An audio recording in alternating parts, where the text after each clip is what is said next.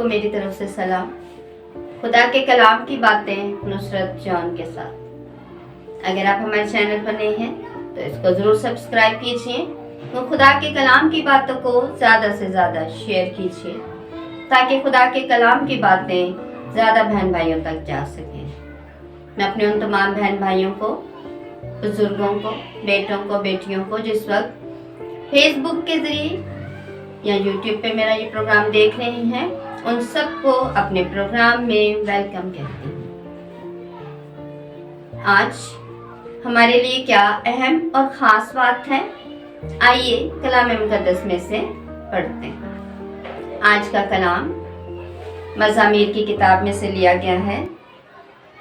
ज़बूर 96 पहली आयत।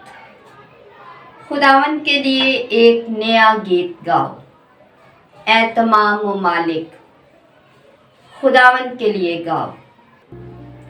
आज के कलाम में खुदावन का बंदा दाऊद यहाँ पर लिखता है कि खुदावन के लिए एक नया गीत गाओ, ऐ तमाम ममालिक, खुदा के लिए गाओ।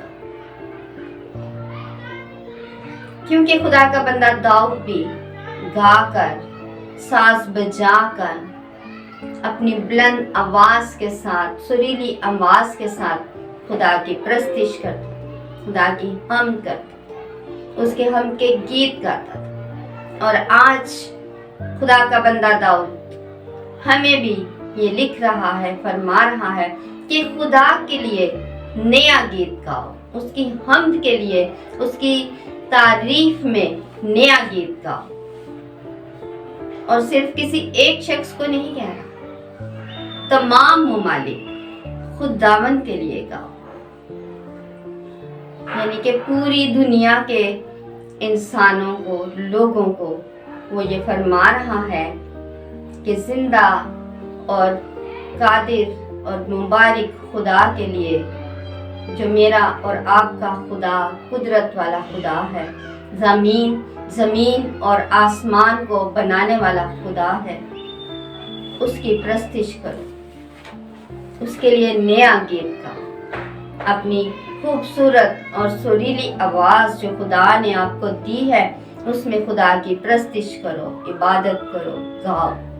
तो आज जरूरत इस बात की है कि हम भी रोज उसकी प्रस्तिश करें, उसके लिए गीत गाएं और खुदावन हमें ये फजल बख्शे कि हम उसके लिए गाएं, उसकी तारीफ में गीत गाएं, उसकी हमद व सना में गाएं, उसकी हमद व सना करें।